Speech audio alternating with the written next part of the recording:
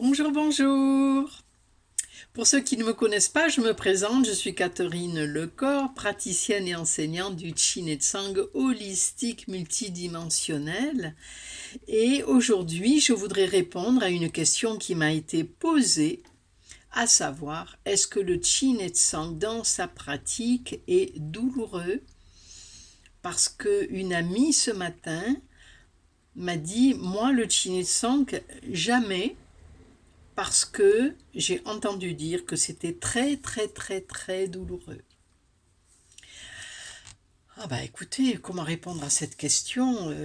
Tout simplement pour vous dire que effectivement, j'ai déjà entendu dire à de nombreuses reprises que le Qin et Tsang pouvait être très douloureux, des personnes qui disent non, non, mais moi je ne veux pas de Qin et Tsang parce que c'est véritablement très douloureux, j'ai entendu dire que c'était très douloureux. Alors, je ne suis ni dans le jugement ni dans la critique, chacun a sa façon de travailler, chacun a sa façon de l'enseigner. Effectivement, il y a une manière de pratiquer le Qin et Tsang. Il a été enseigné de cette manière.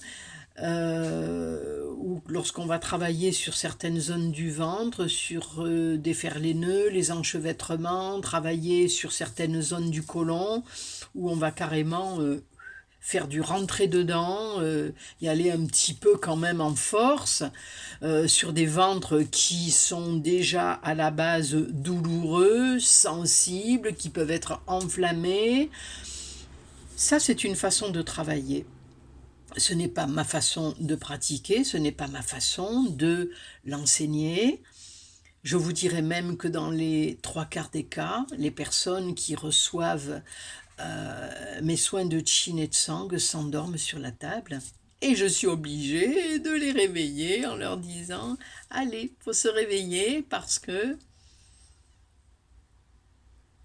c'est le moment de pratiquer la respiration abdominale, gonflez bien le ventre comme si vous vouliez toucher le plafond avec votre nombril et rentrez le ventre en expirant par la bouche comme si vous vouliez toucher votre colonne vertébrale avec votre nombril. »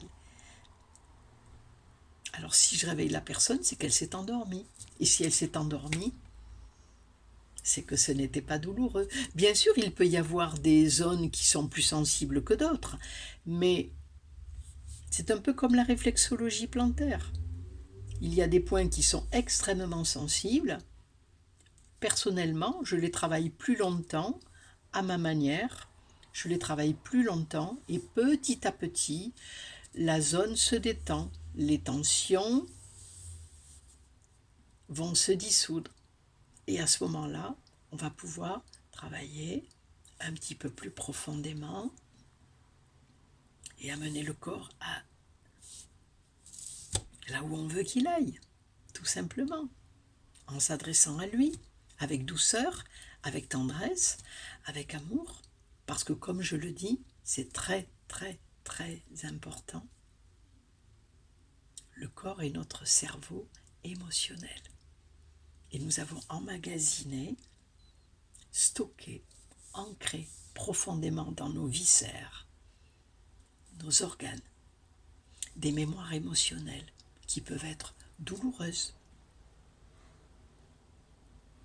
Le corps par lui-même également peut être très douloureux, des zones de tension, des zones inflammatoires, des zones où il peut y avoir des infections dues aux matières qui sont stockées, aux déchets, aux bactéries, aux produits toxiques, à la maladie.